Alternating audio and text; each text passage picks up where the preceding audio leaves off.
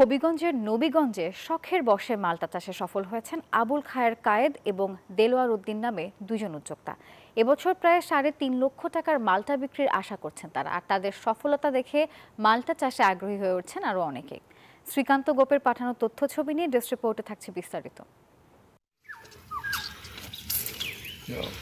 চাপ দিলেই গড়িয়ে পড়ছে রস। রসালো মালটার সেই সোনালি ফোঁটা পড়ছে কৃষকের দুই হাত বেয়ে। এই দৃশ্য হবিগঞ্জের নবীগঞ্জ উপজেলার মাহমুদপুর গ্রামের বাসিন্দা আবুল খায়ের কায়েদের বাগানের।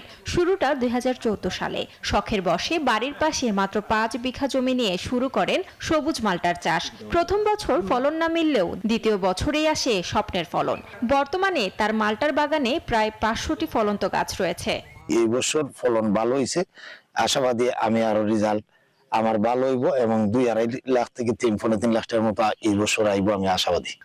অপরদিকে বনগাঁও গ্রামের লন্ডন প্রবাসী দেলোয়ার উদ্দিনও শখের বশে মাল্টা চাষ করে সফল। বান্ডেল থাকলে প্রতি সেনমানিতে টাকা বাঁচবে। বিকাশ সেনমানি বান্ডেল কিনে জিতুন প্রতি লেনদেনে হয়েছেন। আমি এই ২ বছর এখানে ২ বছর আমার মালিক অনেক টাকা লাভবান হয়েছে। সফল উদ্যোক্তা কায়েদের মাল্টা বাগান দেখে অনেকেই উদ্যোগী হচ্ছেন এই চাষে। নিজেও করতে পারি কোনো সময়, এটার লাগে আশাবাদী অন্তত এটা লাভবান হইব, এটা ফসলটা ভালো। আমার কাছে অনেক ভালো লেগেছে। বিশেষ স্পেশালি আমি যদি বলি যে এখানে গ্রিন মালটা, সেটা আমি একটু আগে খেয়েছি, অনেক সুস্বাদু।